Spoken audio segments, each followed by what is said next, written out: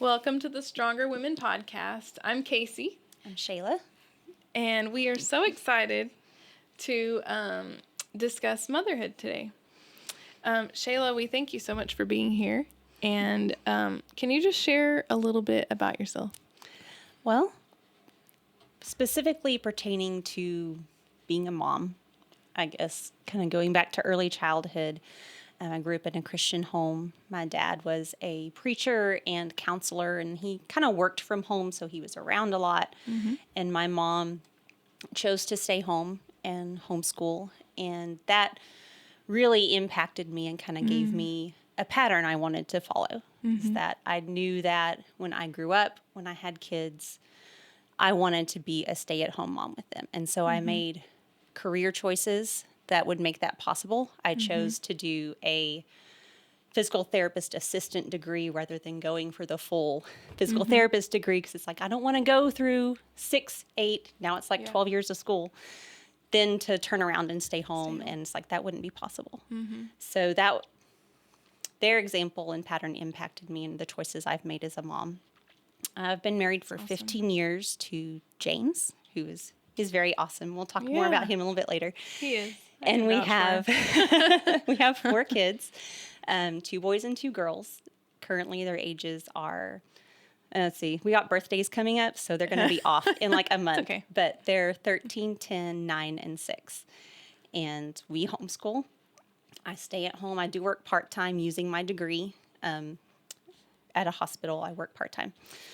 And one thing we did before we had kids was we pursued, I guess, education or advice on parenting. And so when we had kids, it's kind of like we had a foundation to build on, maybe more than some people when they start out, because it's something we'd actively kind of pursued. The downside of that is we were blessed with, I think, kind of easy babies, and we got complimented on how good our kids acted and how good of parents we were, and that kind of led to some pride of like, oh, I'm being a good mom. This is good. Know what we're doing. This isn't terribly hard. My kid's never going to act like that. You know, even if I have that rowdy boy, I'm not going to let him do those things. Yeah. And so that leads to frustration later on whenever your pride gets burst and you get humbled. And I feel that one. I feel it. Right. I only have 2. And even, there's been a lot of growth, a lot of ups and downs, a lot of growth. And then when you approached me about being on the podcast, it just immediately, I just had a horrible couple weeks where I was sorry, off schedule. I know. I think it was an attack. Yeah. I think the enemy does target us. And I was sick for a week and a half. I was short-tempered with my kids. We were off schedule, and it was just looming over me. It's like, how am I going to share, how to, I guess, be a good mom? What things have I learned if I'm not doing them right now, and this is so horribly hard? It wasn't horrible, but, But that's just part of it.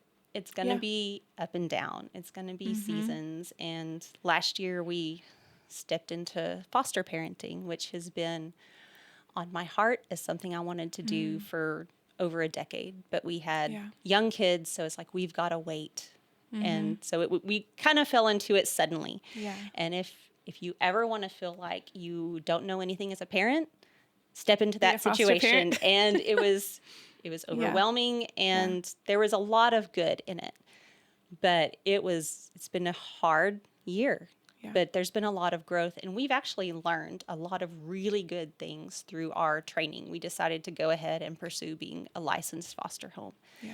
And so it's all working out for the good. Yeah. Which we'll talk about later. Yeah, awesome. Well, you sort of touched on this a little bit, but if you could sum up this season of motherhood in like one word or one phrase or a couple maybe, what would you say? I know what I would say.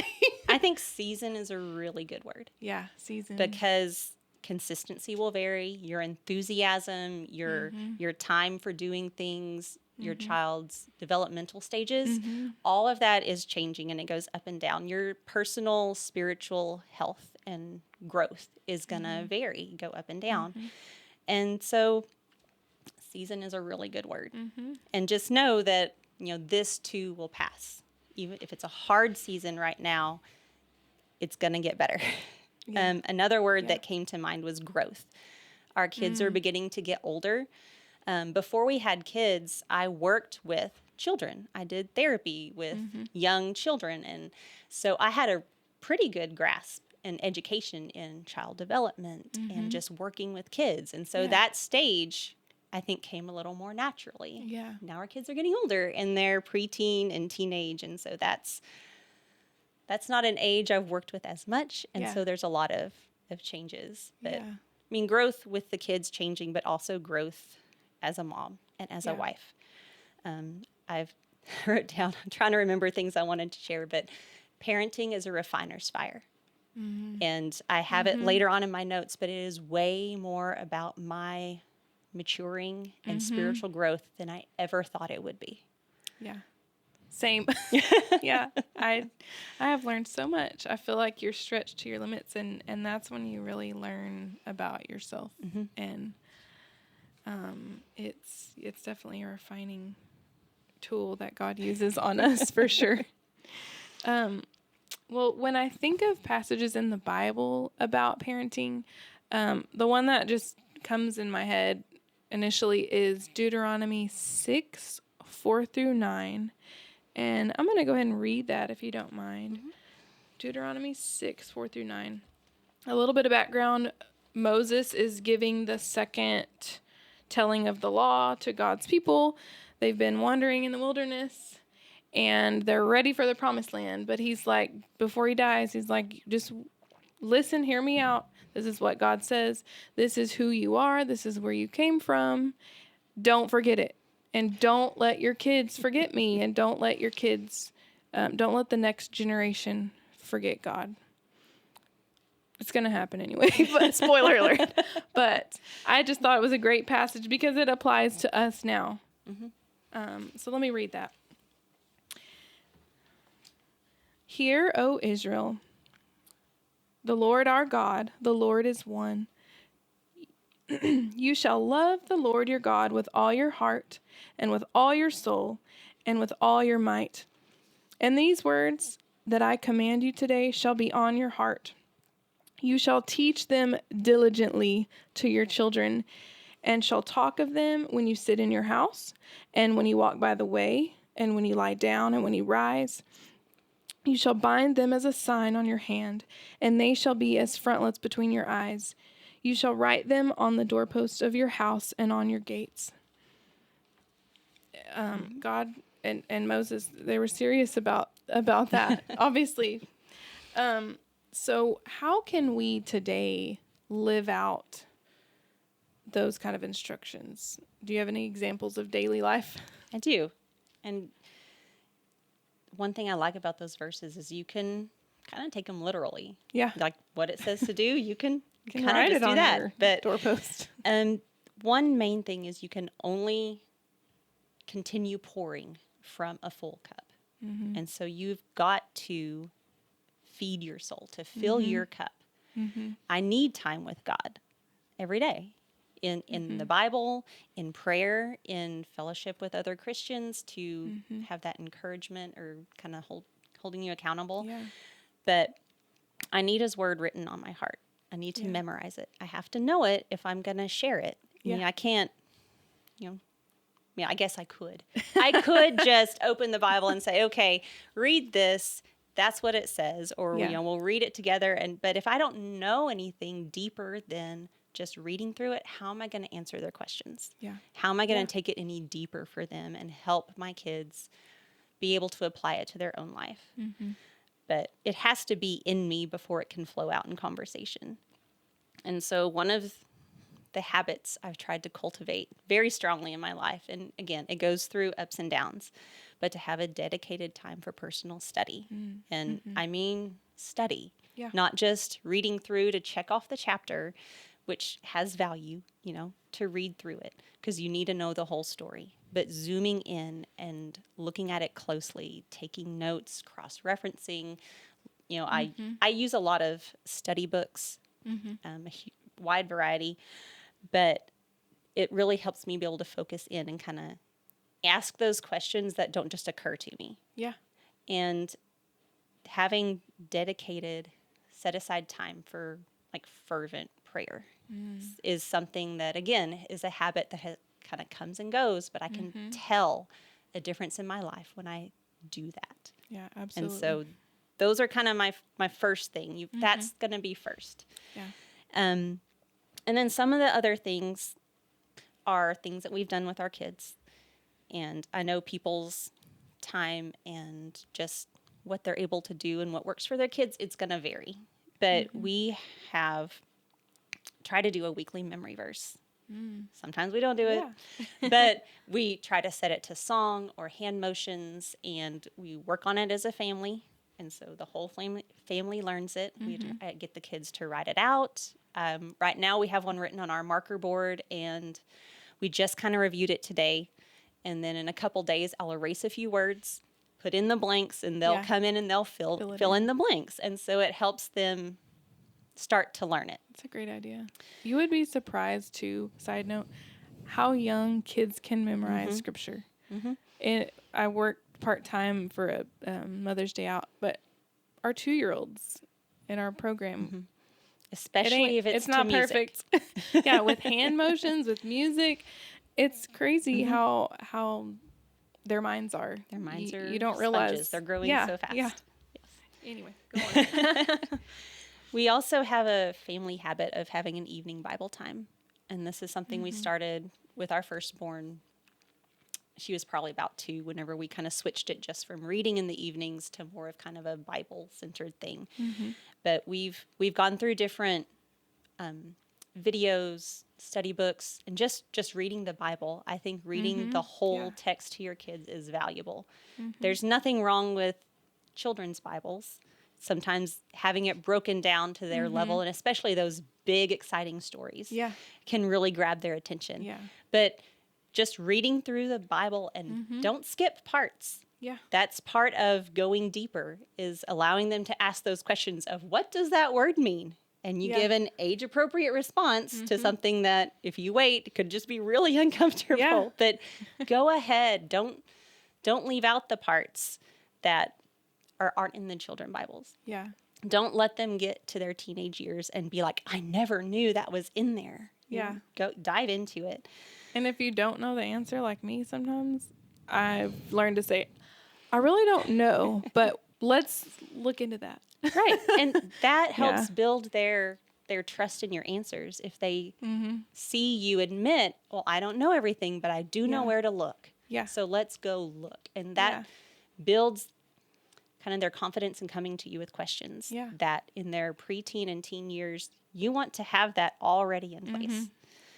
We also, we'll pray together. We sing together. Our boys are kind of working on being able to song lead. And we have a set of songbooks that were from my home congregation. They closed their doors, and we got some songbooks so we can have something for them to look at and sing from. Another thing we've done pretty consistently is we play an audio Bible for them at bedtime. For sometimes the time varies, usually about an hour, because some of them take a while to fall asleep. And there's a whole lot of different versions out there. You can get a dramatized version with music and battle sounds, and you can get one where, Morgan Freeman is God. He's voicing God. So you can, there's a huge variety of what you can put out there. But they really enjoy that. Yeah. And like as they're falling asleep. As they're falling asleep. I'm going to try that. It's a great idea. It's pretty soothing. Yeah. We've tried different things before. Like there's a children's Pilgrim's Progress version. Yeah. And it gave one of my kids nightmares. He's like, it was so scary. I couldn't fall asleep. One for me. Or it was too exciting. They couldn't. But kind of having that, I guess, just kind of the reading it through is soothing. They've gotten used to it, but they'll remember things and they'll bring it up and say, hey, that's the story we were listening to last night. So it's getting it in their head. Yeah, that's awesome. That's a great idea. kind of, we already talked a little bit about having those open conversations and not only answering their questions, but also something that I think is important is when you say no to something, as in, no, we're not going to watch that movie, because go ahead and tell them why. Yeah. And point it back to your reasons. Hopefully they're scripturally based. Yeah. And you can say, well, because it has this, I don't know, maybe it's excessively violent. Maybe there's language in there that we don't want ever to get in our ears if we can avoid it. Because if it gets in there enough, it's going to start coming out. Yeah. But go ahead and address that. Yeah. And be willing to bring up those sometimes uncomfortable topics. Yeah. But they need to know you're willing to discuss things. And that's part of the discuss it while you walk along the way. Yeah. Is bring it up. Yeah. Some people ask, what was I listening to? A podcast or something. And people ask, well, when do you talk about this topic? Or what age do you talk about this topic? And they're like, well, from whenever they can understand, just at age appropriate times. Right. And most of these things come up naturally in our just being in the world. We'll see something and my kids will be like, well, why is she doing that? And we're like, well, you can always give an age appropriate response, and it doesn't have to be perfect. Like it just, like you're saying, just opening those lines of communication is huge for later on. I'm assuming I don't have teenagers, preteens yet. Taught them, but I don't have them personally. Was that all your daily things, or you have more? Another thing that isn't a daily thing, but is something that has kind of been on my mind, is that we kind of, in my experience, Christians have a lack of testimony and a lack of sharing. And so I think that would be a really great thing to start with your kids. Yeah. Is start sharing, hey, we prayed for this, last week. This is how God answered that prayer. Yeah. Or, I had this really tough time and this is how I felt God help me through that. And we all need that. We all need that encouragement of this is what God is actually doing in our lives. Yeah. He didn't stay contained in the Bible. He's here, he's present, and he's active. Yeah. Yeah, that is awesome. So switching gears a little bit. When I am on social media or listening to people that don't necessarily share my Christian faith, I sometimes hear lies. Like lies that the enemy feeds us. I don't know how you would want to word that. I think that's appropriate. Especially for mothers and motherhood. And I have even bought into some of those sometimes. So can you give us some examples on how we can combat those lies? This one was a little bit hard, but sorry. So I did immediately have some pop into mind. Yeah. And I think one of the biggest ones directed at moms is that being a mom is unimportant. It's secondary. It should not be your pursuit. It shouldn't be enough to be a mom. And I think that's a huge lie. Yeah. Early childhood is foundational. And it doesn't mean that if you had a horrible childhood that you're going to be totally messed up. But you can save a lot of trauma and heartache by having a solid foundation. Yeah. And that early childhood development and the attachment, that begins even during pregnancy. Before the child's ever born, their brain is growing and developing. And, that's something that we've learned through our foster parent training is the difference in brain development based on those early years. It's huge. And so I think that's the biggest lie that's put out there right now. Yeah. And has been for decades. Yeah. And I think I don't know how to word it, but giving moms permission to be attached to their children and to want to be there. Yeah. And to let that be enough. Yeah. That it's okay. Yeah. For sure. Another one that I've heard a lot, out there is don't be dependent on a man. Be willing, be able to support yourself, like be ready at a moment's notice for him to leave and you have to do everything. Yeah.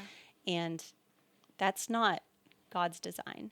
And I know that there are a lot of different situations and there's a lot of brokenness in the world. And so, you know, my awesome husband is not every man out there. Yeah. And so Yeah. my situation and experiences can't necessarily be applied across the board. Yeah. But marriage is designed by God to reflect both the gospel and how, I mean, it's very clearly stated in Ephesians how it's an example of how Christ loves the church, is how a husband loves his wife. Yeah. But there's also supposed to be a reflection of unity there that I think kind of reflects the unity of God, is how you have different parts coming together and being one. And there's a lot of beauty and there's a lot of strength in that. It's hard, but it's worth fighting for and making that a very high priority. Absolutely. A couple other lies that I think I've seen is one that you can have it all, is that you can have the career and you can be the awesome mom and you can do it all. You can have it all. And busyness, being so busy, is becoming accepted. And I think people don't always realize how much stress they're under. But I see it. Yeah. We've made some choices that has given us as a family a lot of peace and a lot of time. And whenever I see friends who are just crushed under busyness, and sometimes it's hard to see. And it's like, I want to say, It's he the doesn't norm. have to be that way. But yeah. it's like, you can't just go up to somebody and say, hey, you're doing too Hey, much. you You're should doing do it this. wrong. You You should just shouldn't- stop. I mean, that would not Get be it. the way to approach it. Yeah. You probably saw that in me. Yeah, a little bit. And it's okay. And again, it's a season. But there's a lot more peace out there than I think people let themselves experience. Yeah. So. Yeah. Yeah, I learned this lesson the hard way.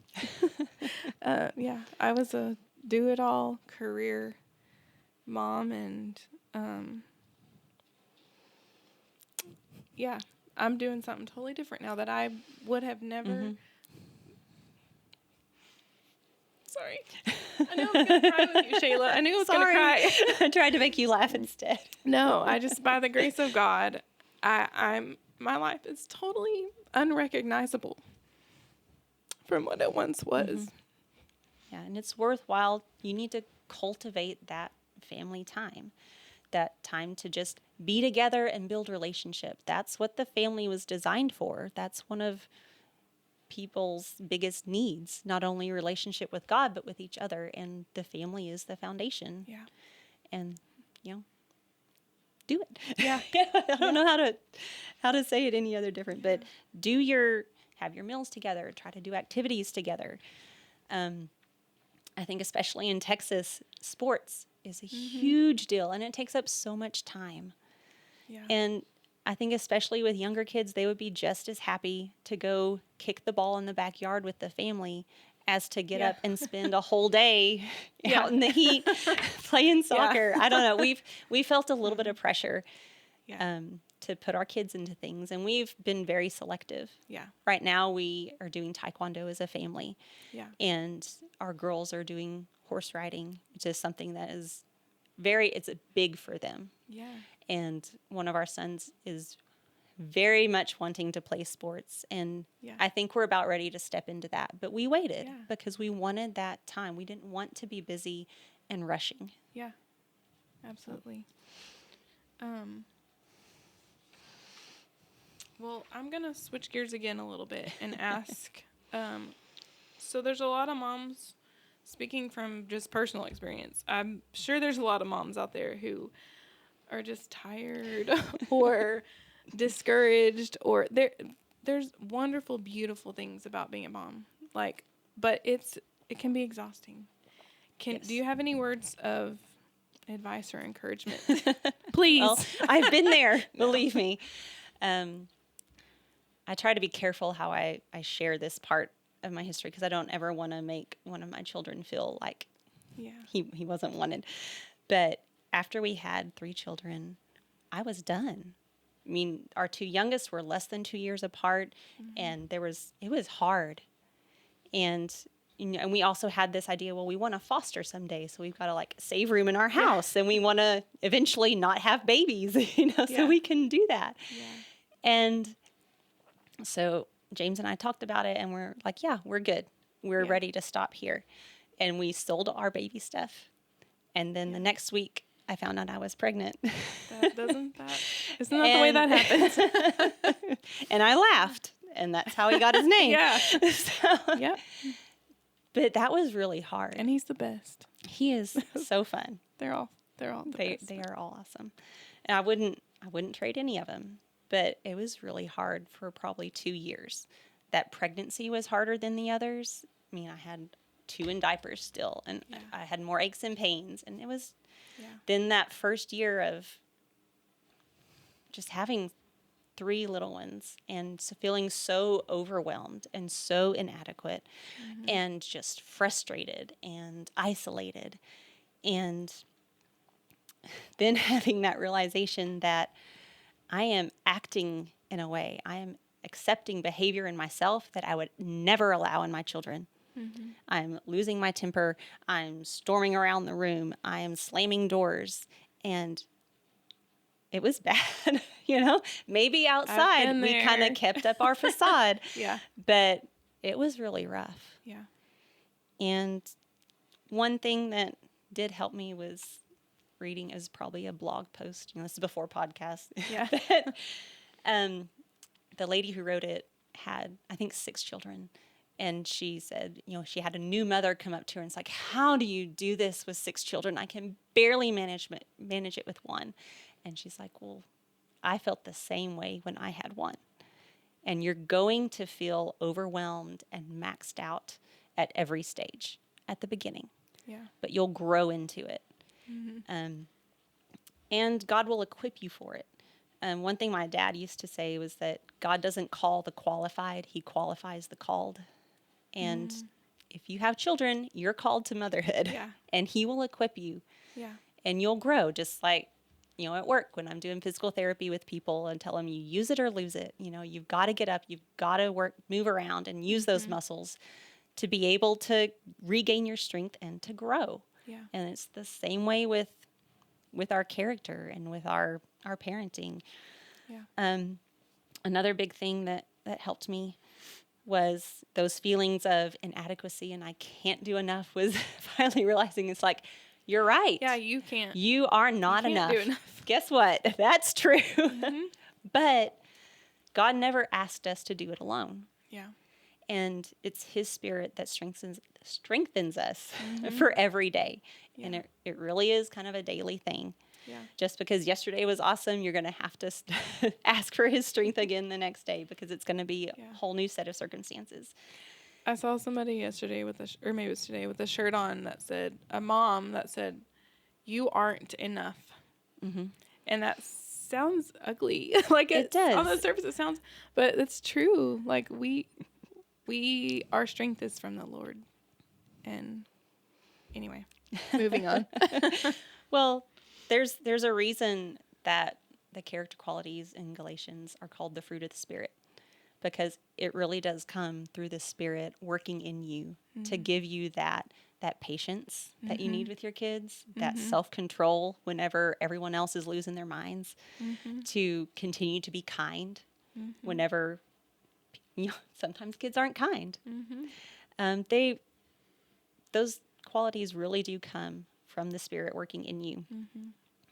Some of, I guess, the advice, things that would recommend to a mom who's feeling in that spot was, number 1, spend your time, any alone time, any me time that you do have, feeding your soul and filling your cup, because that's where you're going to have the strength and the ability to go out and mother, and to not feel right. Yeah. That's got to be first. And like I said before, parenting is way more about me. Again, that sounds bad, but it's way more about my reactions and my spiritual growth and my maturity than I ever thought it would be. And I've done a lot of growing. I know I have a lot more to do, but same. Another recommendation would be do some learning about child development, and especially Yes. like the neurodevelopment and the body-brain connection.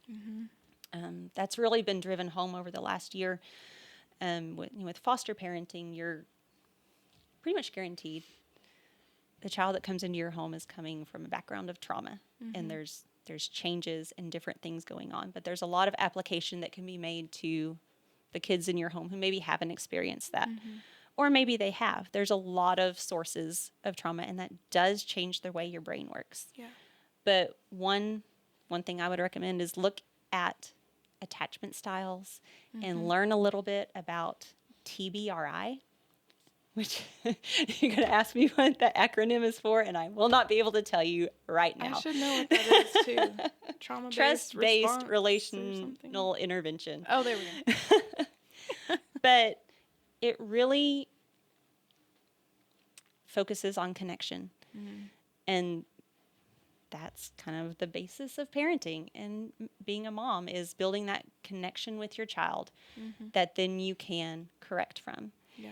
And they have another acronym, something that they teach you early on, is the ideal response is to be immediate. You cannot parent from the couch. You're going to have to get up and go to where the kids are. I'm still working on that. I cannot yell from the kitchen to my child in the bedroom and really expect them to hear me and respond to what I'm saying or what I'm correcting them. Yeah. It should also be directed at the behavior. It's so many times we snap at the child and don't take into account how we would want to be treated. Yeah. We always want to excuse it. Well, I'm having a bad day. I have these excuses of why I'm acting this way. And give the same grace to your child and focus on, okay, the behavior needs corrected. I still love you and you are precious. Yeah. You also want to be efficient. You want to begin with just a playful correction and not immediately go to that top-down, harsh, this is how it's going to be, which I did so much of as in my early days of parenting. It was an immediately, okay, this is, that harsh line. Yeah.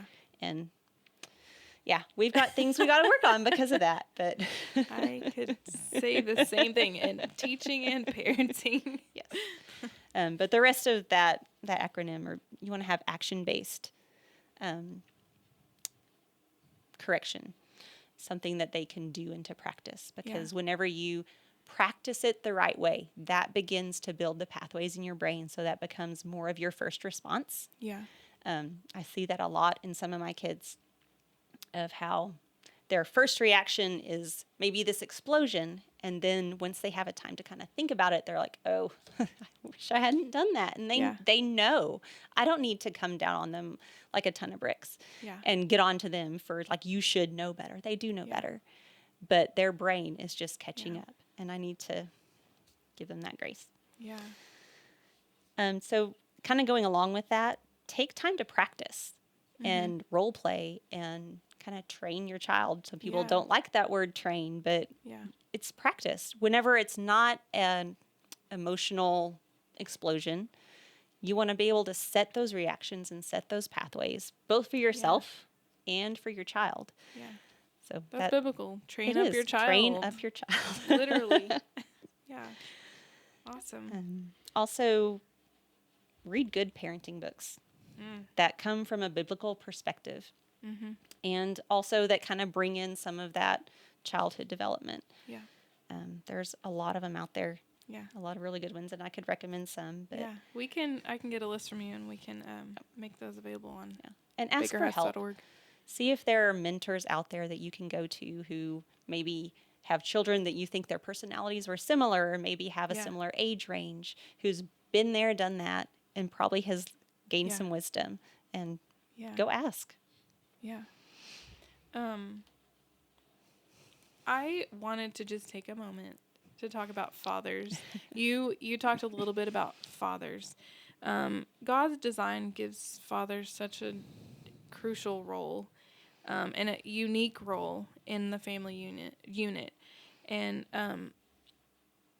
how can mothers? How did I word it? How can mothers support dads in that role? I think one thing is make your marriage a very high priority. Yeah. It's going to require work and it's going to Yeah. require time. Don't ignore issues. Again, find mentors who you can see they have a good marriage. What Yeah. what can you tell me that what's your Yeah. advice? Yeah. But make that a priority and Yeah. spend time together. Um, one of the biggest things that I try to focus on, and actually when I asked James, so we're going to talk a little bit about supporting dads in their role. What would you like me to say, or Great what's idea. something I do? Yeah. And what he told me is what I had come up with. But Yeah. be their biggest fan Yeah. and build them up. Praise their effort. Make a big deal when they help. And I know that can be hard. I've been Yeah. very blessed with a husband who is a big helper and wants to lighten my burden. Yeah. But he told me, he's like, I don't like to take out the trash, but because you make a big deal about it, it makes me want to do it. Yeah. And so just because maybe I don't get a pat on the back or a hug whenever I take out the trash doesn't mean I can't give it to him. Yeah. Because it really does make a difference. And that's to a build him countercultural up. thought It too. is. That's but I see that in my own marriage. Mm-hmm. That positivity can just really build up your husband. Mm-hmm. Another big thing is sorry, I'm kind of changing it, but I was listening to a podcast the other day, just a part of it. I didn't get to finish it, but the lady on there, the host was asking, so sometimes you see things in your husband that you want to change and you want to address, but you know that's not your role, you know that's God. Yeah. So what Yeah. do you recommend? And the other lady said, well, one thing she heard or reminds herself of is that inside every man there's a king and there's a fool. And until I can see my husband as God sees him, I don't need to address him as I would the fool. It's like I want to speak to the king, to build up in him what I want to see. And contempt is probably the biggest killer of marriages. Yeah. Because there's no way to hide that. If you let yourself have contempt for someone and just think, oh, what a fool, or how dare they, or they're, just to cut them off at the knees. Yeah. It's deadly. Yeah. Yeah. That's a great analogy. Great thought. So are you ready to move on, or do you have any more father? We can go ahead. Okay, I'm gonna move on. Our sound guy over there is gonna get irritated. I'm sorry, Sean. Okay. So there are many Christian women, probably some that are gonna be listening to us that aren't mothering. I hope we haven't lost them by this point. I hope they're still listening, because this applies to them. They're not currently mothering children in their home. They might have had children before. They might be grandmothers. They might be aunts, friends, teachers. Can you speak on what impact those women can have on our kids? They can have a huge impact. We don't have any family here in Abilene. We have a wonderful church family, but we don't have grandparents, aunts, and uncles to be here. And I wish we did. But whenever our oldest was maybe just 6 months old, and I was, feeling so isolated, and I made the decision, I am going to go to the ladies' Bible class on Tuesday mornings. Yeah. And, only one with a child, youngest person there. But that allowed me to build relationships with those older women. Yeah. And some of them were very, very close. And we had, especially this one lady who adopted us as her children and as my kids' grandma. And she was so present in their lives. She would come to events. She would offer to babysit. And she's like, just ask me anytime. If I can't do it, I'll tell you, but just ask me. Yeah. And it meant so much to her that we let her do that. Yeah. And I'm so glad we did. And that we would ask for that help. And so it's kind of find your people. Yeah. Those intergenerational relationships are just, They're so important. They're so important. They are. And our kids enjoy having the older ladies come over and watch them. All That's the still grandmas. basically our babysitters. Yeah. Are some of those older ladies. Yeah. I don't think we've ever actually paid a babysitter. Yeah. We've had people volunteer. It's been amazing. Yeah. And allowing them to do that they tell us, it's like, I enjoy doing it. Let me know the next time that I can. And also, as our kids get older and maybe can stay more on their own, kind of supervise each other for short periods of time.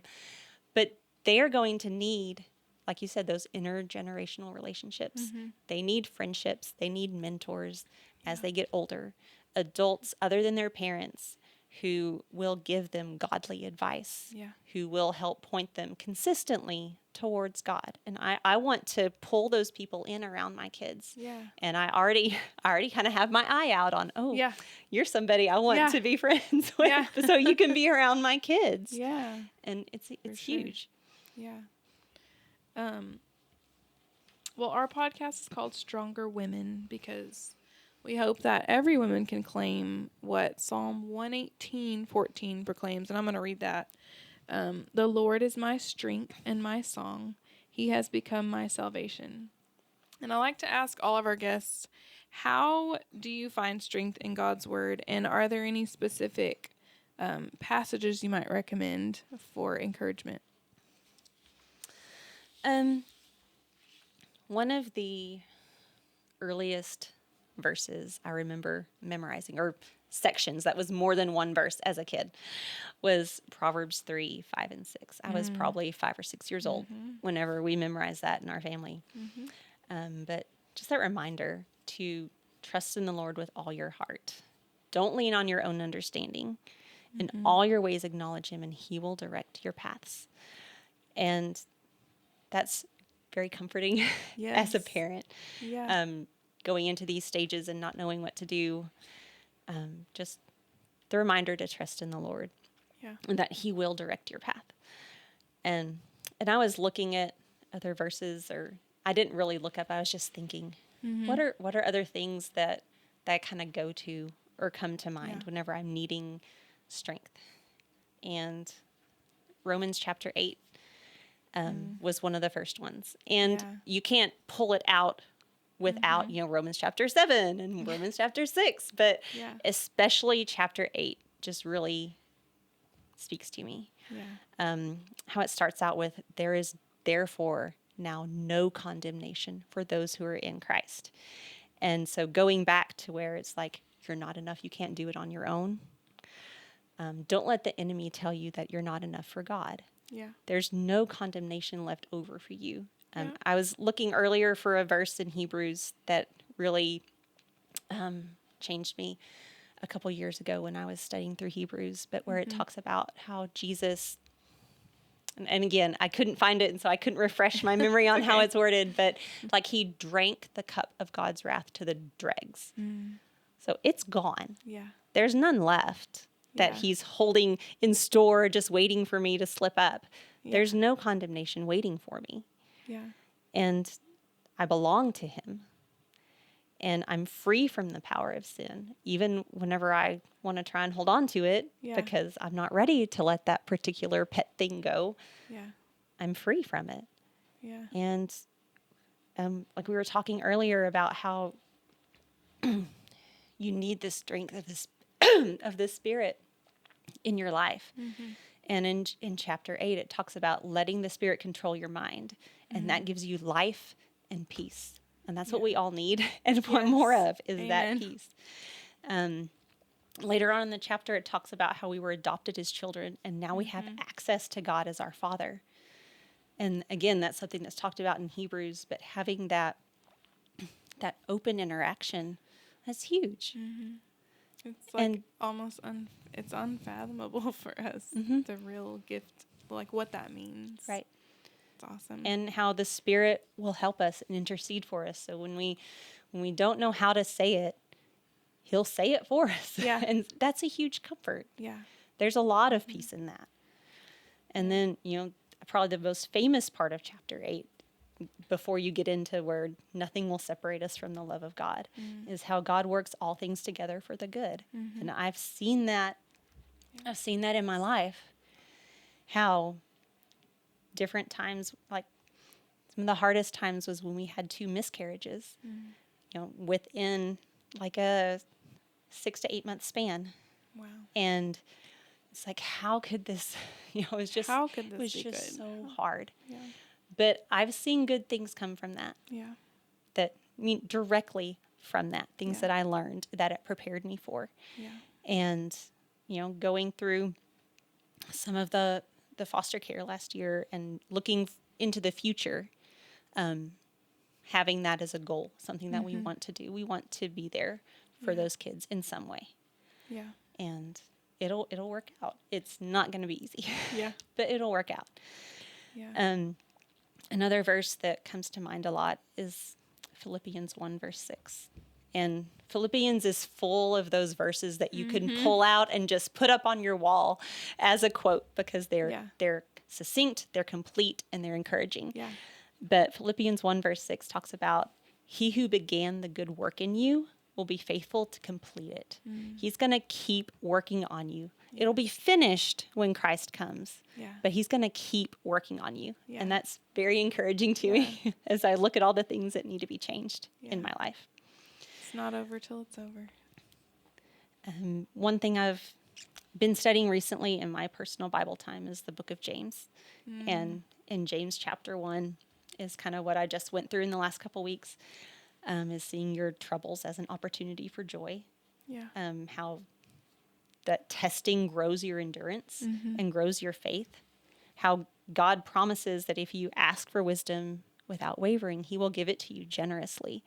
And that's so encouraging. Ask that for wisdom. Feeling. Ask for wisdom. That It feeling works. of God will say Gives it yes to to that you. prayer. Yes. Sometimes we pray, Lord, if it's your will, and can we kind of leave it up there of maybe. Yeah. But that's like, God says, yes, I will give you wisdom. Yeah. Just ask. That's great. Well, what you've shared has been super insightful and valuable, and I'm so glad you came on, Shayla. Do you have like 3 maybe little spitfire takeaways to leave us on? A few. Go for it.